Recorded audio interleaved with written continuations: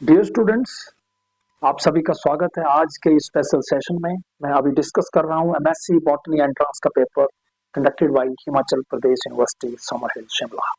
तो आप तैयार हो जाइए अपने क्वेश्चन पेपर के साथ अपने आंसर्स को मैच करने के लिए।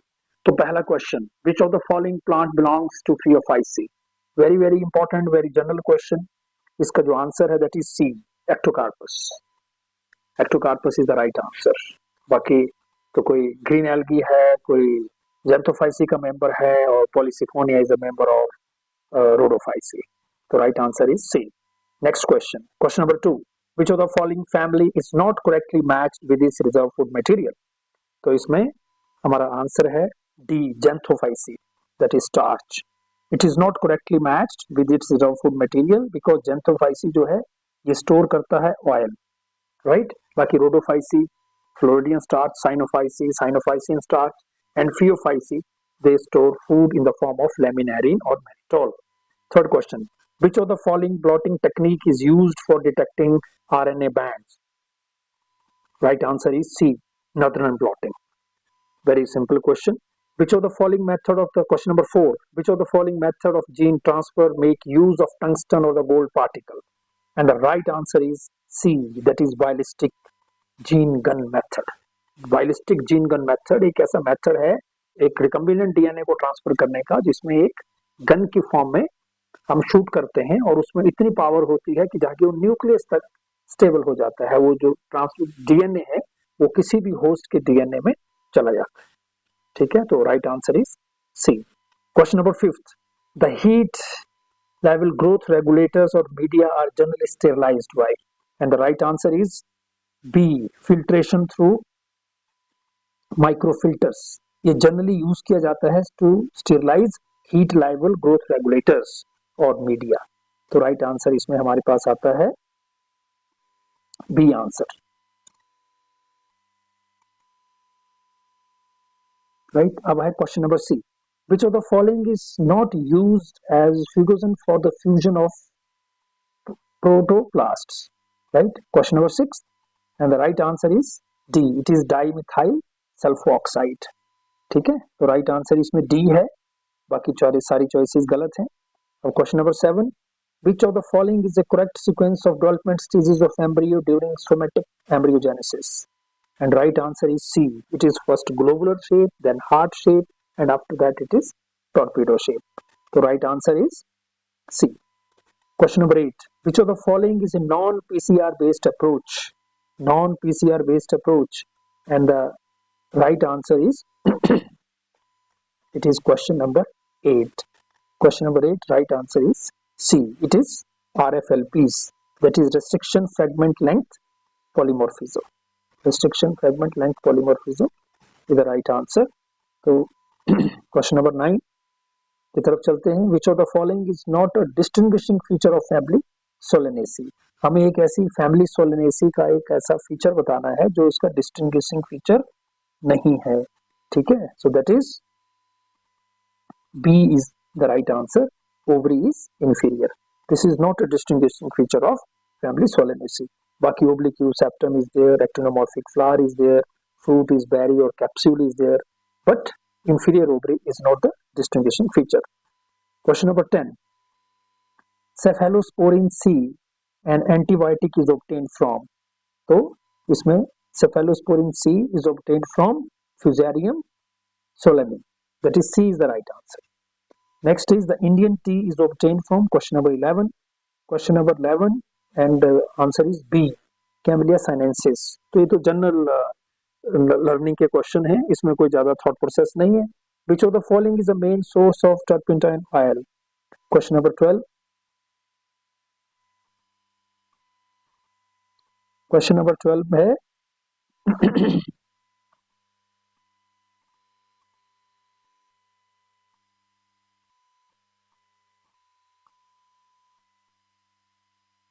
which of the following is the main source of turpentine oil? And the answer is Pinus roxburghi। Pinus roxburghi is the right answer, right? Now question number 13, which of the following is a spike like inflorescence of reduced unisexual flower? Right. तो it is example is catkin. Catkin एक basically एक spike like inflorescence है with reduced unisexual flower, right? In question number 14, which of the following does not belong to the category of cereals? Question number 14 में ऐसा कौन सा plant है जो serial category में नहीं आता? तो इसमें है यूरिलेक्स फिरोक्स। A is the right answer. It is very commonly known as prickly water lily and is not a cereal. ठीक है, बेसिकली सीरियल वो ग्रासेस होते हैं जो हम एडिबल ग्रेन्स के लिए इनको कल्टीवेट करते हैं, राइट? तो answer is A. Question number 15. Opium is obtained from. Question number 15. Then right answer is Papaver somniferum.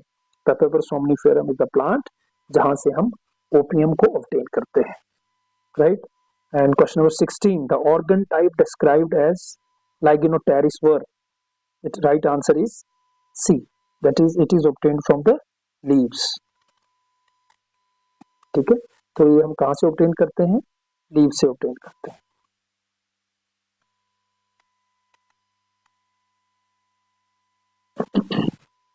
Now, question number 17. Question number 17. Which of the following is not a threat to biodiversity? ऐसा कौन सा नीचे हमने option है जो हमारी biodiversity के लिए थ्रेट नहीं है? Habitat fragmentation, introduction to exotic species and extension of agriculture. ये तीन ऐसे पॉइंट हैं which are threat to biodiversity. लेकिन एक जो सेक्रेट ग्रुप्स वाला जो पॉइंट है, आंसर इज डी। ठीक है, तो सेक्रेट ग्रुप्स एक ऐसे एरियाज होते हैं जो ऑटोमेटिकली किसी वजह से, धार्मिक पर्पस की वजह से ऐसे पॉकेट्स हैं हमारे पास, तो बहुत सारे ऐसे ट्राइब्स हैं जो ऐसे एरियाज को जिसे क्या देते हैं ना, देवता का जंगल हो गए, तो ये हमारी बायोडाइवर्सिटी को प्रिजर्व करने में बहुत इंपॉर्टेंट रोल प्ले करते हैं। तो इसका राइट आंसर डी रहेगा, राइट। बेसिकली ये ट्रेडिशनली प्रोटेक्टेड एरियाज हैं, जैसे रिलीजियस और कल्चरल सिग्निफिकेंस है इनकी, and they are very very helpful to conserve the biodiversity. Next question is, which of the following forest type has mostly of rhododendron with birch and the other deciduous trees forming growth with short branchy stems? 18. And main answer is the C, montane temperate forest. Basically, and other deciduous trees with short branchy stems. इनके short और branchy stems होते हैं। Question number 19. Which of the following is the most abundant greenhouse gas in the atmosphere? So most abundant greenhouse gas in the atmosphere is C, that is carbon dioxide. It constitutes about 60% of the total all the greenhouse gases present in the environment. Sanderic, a hard resin is obtained from which of the following? And C, answer is again C. 20th C, the source of Sanderic, a hard resin. It is Calitris glauca. Right? Now we will move on to the question number 21. Question number 21 is, limited human activity is allowed in which of the following zones of terrestrial biosphere reserve? Terrestrial biosphere reserve with limited human activity. So that is basically a buffer zone. Buffer zone, biosphere reserves जो है हमारे पास one of the most protected areas है, जिसमें सबसे inner core जो है that is a core zone, जहां पर कोई भी ह्यूमन एक्टिविटी अलाउड नहीं होती है। लेकिन जो बफर जोन है वहां पर लिमिटेड ह्यूमन एक्टिविटी इन्वॉल्व होती है, जिसमें रिसर्च एक्टिविटी, एजुकेशन और इन सारी चीजों को हम उस एरिया में जाके कर सकते हैं। ठीक है, सबसे बाहर की जो जोन है that is a transition zone. Transition zone में तो कोई भी ह्यूमन एक्टिविटी हो सकती है, ह्यूमन इनहेबिटेशन होती है। बफर जोन तक हम जाते हैं रिसर्च पर्पस के हिसाब से, जो हमारे स्टूडेंट्स हैं, रिसर्चर्स हैं, they may enter inside up to buffer zone, but there is no activity in the core zone. And question is limited human activity, तो limited human activities up to that particular area, that is a buffer zone. Question number 22. Question, which of the following are two-dimensional imprints of plants or their parts found most commonly is fine-grained sediment such as peat or clay? So question number 22 का right answer है that is A, that is impressions. ठीक है, impressions basically are the two-dimensional imprints of the plants or their parts found in the fine-grained sediments. तो right answer इसका रहेगा हमारे पास A. Question number 23rd. Xylem vessels are present in which group of the gymnosperms? तो इसका right answer है Nattales. इसमें xylem vessels are present. वैसे तो जिम्नोस्पर्म में वेसल्स नहीं होती हैं, लेकिन नीटम और निटेल्स का जो ग्रुप है बेसिकली इसमें वेसल्स होती हैं and this group is moving toward the evolution toward the angiosperms की तरफ माना जाता है. So next is two or more species which occupy overlapping areas are they are called the A, that is sympatric species. ये sympatric species are two or more species that occupy the overlapping areas. ये उन areas को form करती हैं जो एक दूसरे के साथ ओवरलैप करते हैं. ठीक है, इसलिए sympatric species कहा जाता है. Serraginine is obtained from, that is question number 25th, that is B, Chondrus crispus से हम serraginine obtain करते हैं. Chondrus crispus is the plant जहां से सेराजिनिन को, इट्स एन एल्गी बेसिकली, जहां से सेराजिनिन ऑब्टेन किया जाता है. Question number 26, vallisneria and ceratophyllum belong to which category of the hydrophytes? Which category of the hydrophytes? Basically they are the submerged plants. ये पानी के अंदर सबमर्ज्ड प्लांट होते हैं, वेलिस्नेरिया और सेरेटोफाइलम. ये सबमर्ज्ड कैटेगरी के प्लांट्स हैं, right. And question number 27, according to ICBN the starting date for a valid name of an angiosperm is, basically the 27th, and right answer is for A, that is 1st May 1753. This was the date. And next question is 28th, which one of the following is not a distance based method for phylogram building? So question number 28, this method basically is not a distance based method or phylogram building, that is D, maximum parsimony, right. This is the 28th, and right answer is D. Right answer is D here in this case. And here is the question number 29th. The random genetic variants within an ecotype is a type of, that is biotype. That is the right answer is C. This is basically a random genetic variants. एक ecotype के अंदर अगर random genetic variant की बात करें, so that is a type of biotype. It refers to a population of organism with similar genetic characteristics. That is called a biotype, right? Question number 30th. The interaction between population of two species where both the population species are benefited and the relation are obligatory. So very important question. Question number 30th, and right answer is mutualism, और जिसको symbiosis भी हम कहते हैं. It's a must association. दोनों species एक दूसरे के साथ जिंदा रह सकती हैं. अगर एक भी species नहीं होगी तो no individual will able to survive in that atmosphere. इस तरह के association को हम कहते हैं mutualism और symbiosis.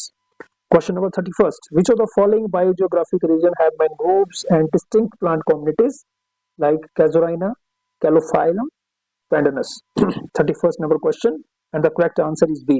The coastal mangroves and related plant communities are typically found in the coastal areas. जो mangroves होते हैं, they typically found in the coastal areas.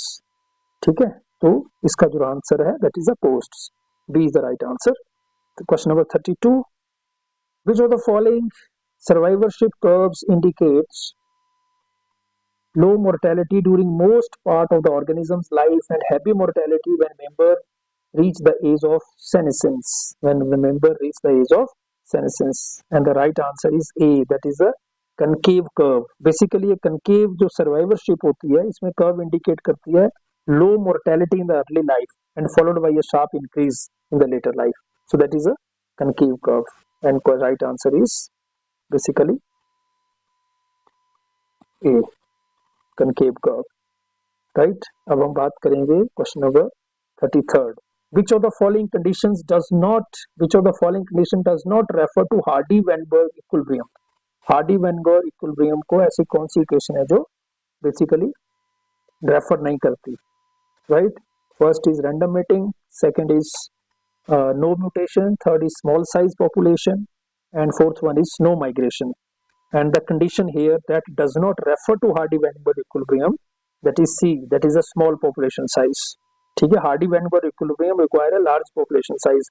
देखिए Hardy-Weinberg equation में क्या कहा था कि frequency of the gene remain the same in every population, every number of individuals. अगर हम small population में देखेंगे तो small populations के अंदर तो क्या होगा, वो जो इक्वेशन है वो हो सकता है उसको फॉलो ना करे. तो अगर लार्ज पॉपुलेशन की हम बात करेंगे तो this will not be there, right. तो right answer is 33rd.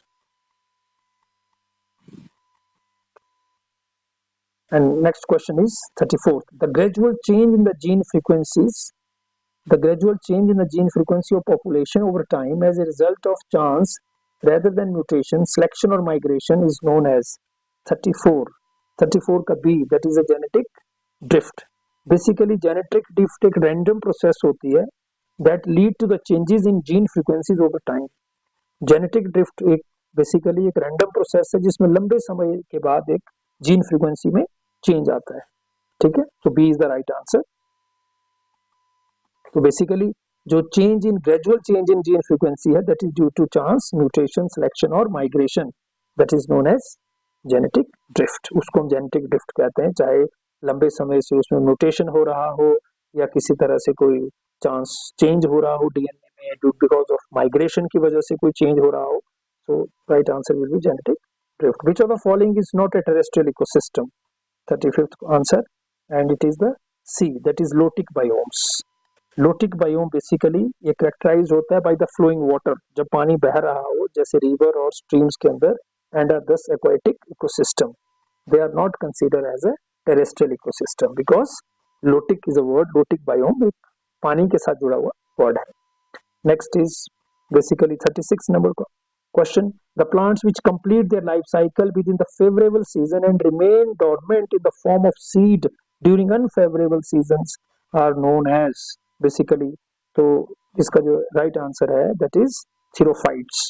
Basically plants जो होते हैं that complete their life cycle in a favorable season, वो favorable season में life cycle complete करते हैं और dormant रहते हैं as a seeds are known as the xerophytes.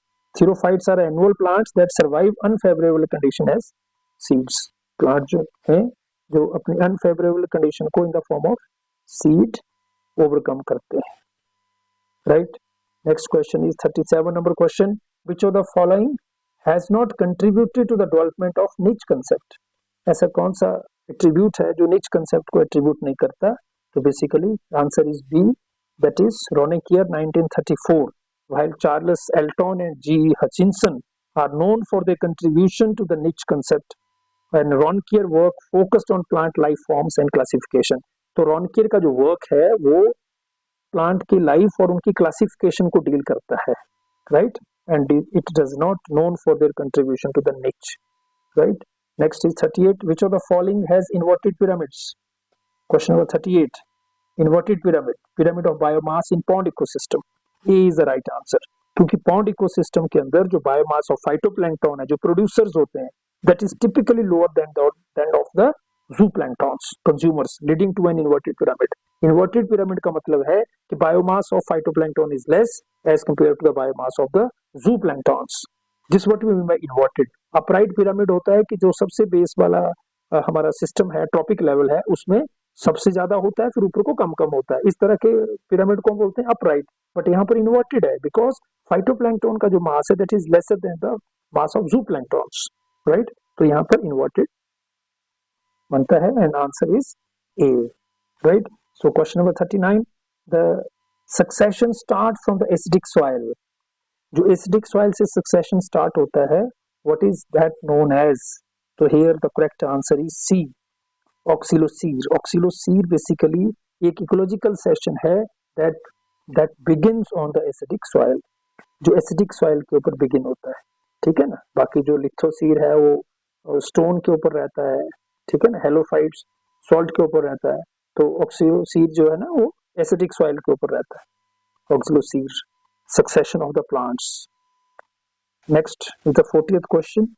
The selection which favor two or more extreme phenotypes over average phenotype in a population, leading to an increase in phenotypic diversity in a population, is referred to as.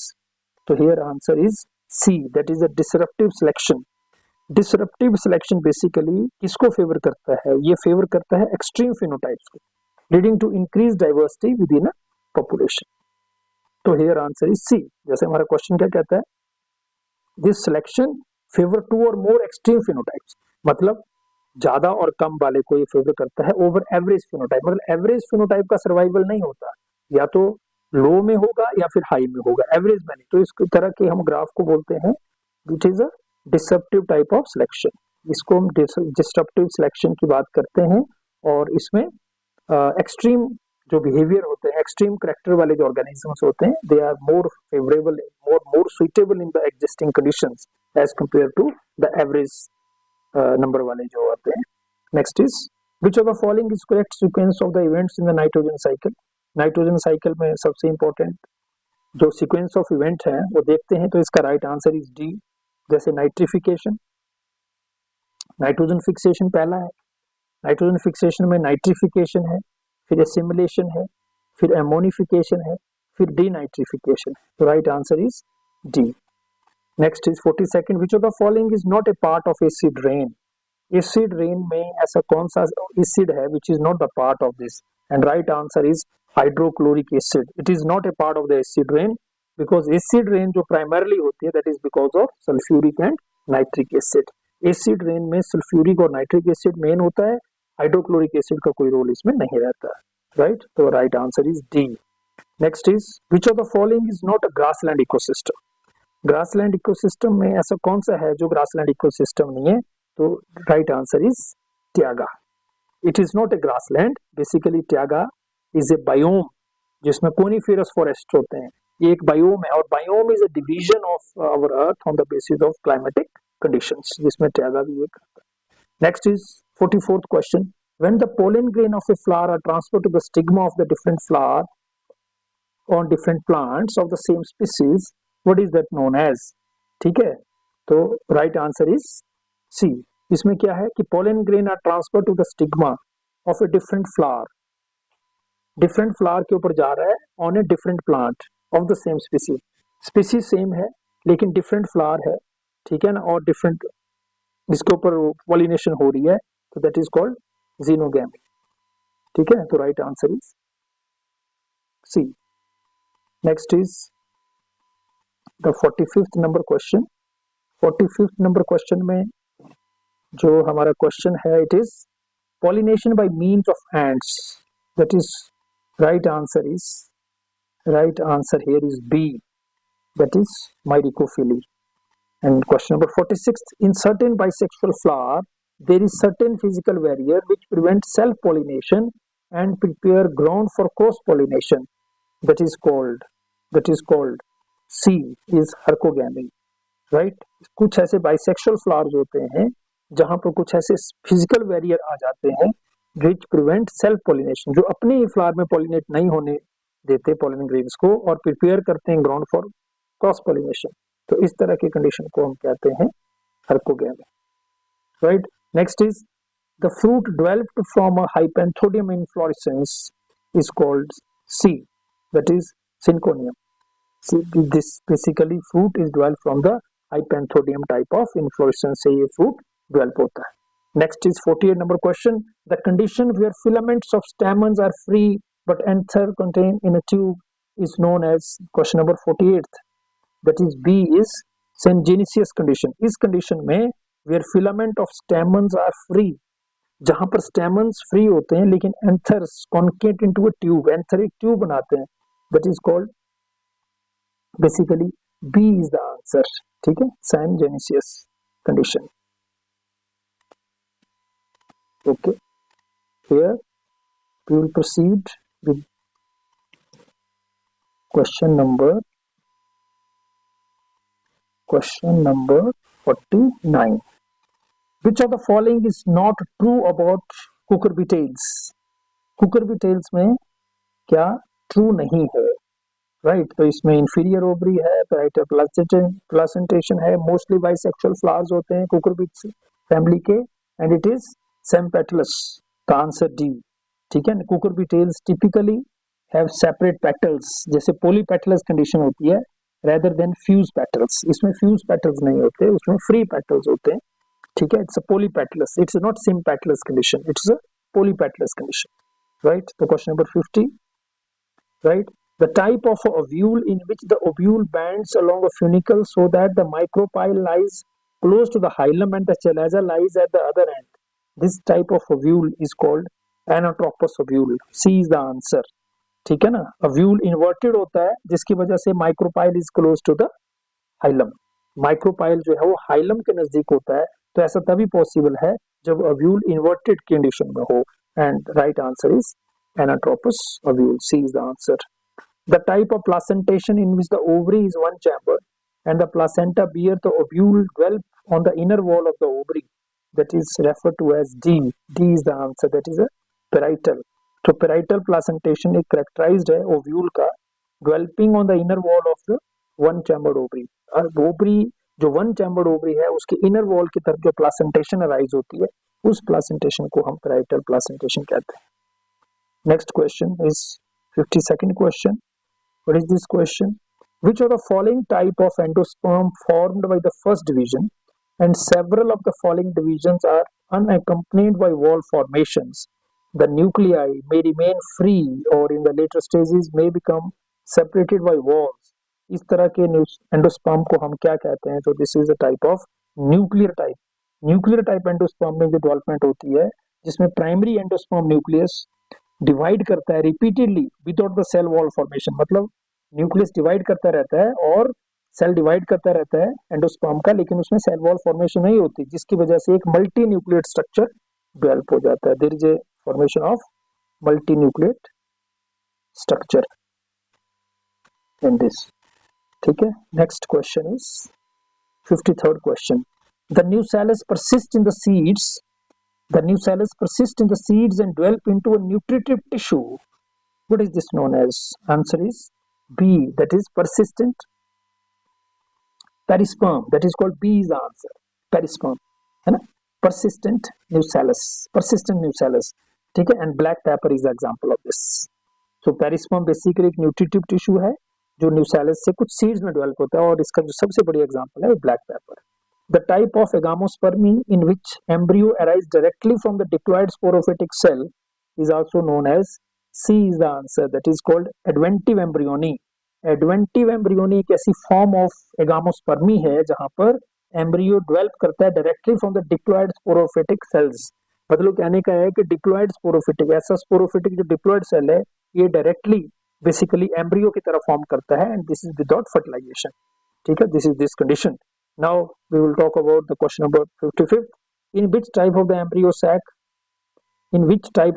Sac after the meiotic divisions out of the 4 nuclei at the micropylar end and 3 organized to form egg operators and upper polar nucleus, while 12 chalazal nuclei form 11 antipodal cells in one polar nucleus, which fuses with the upper polar nucleus to form a central secondary nucleus. So what is this type? This type is called fritillaria type. C is the answer. इस fritillaria type में जो embryo sac development होती है तो micropylar and has the 3 nuclei. जो micropylar and के ऊपर 3 nuclei होते हैं और वो फॉर्म करता है egg apparatus with an upper polar nucleus, जिसमें एक अपर साइड में एक पोलर न्यूक्लियस रहता है. व्हाइल जो चलेजल and develop in 11 antipodal cells. मतलब ये आपको आइडिया होना चाहिए इसका. ठीक है ना. Only then you will able to answer it.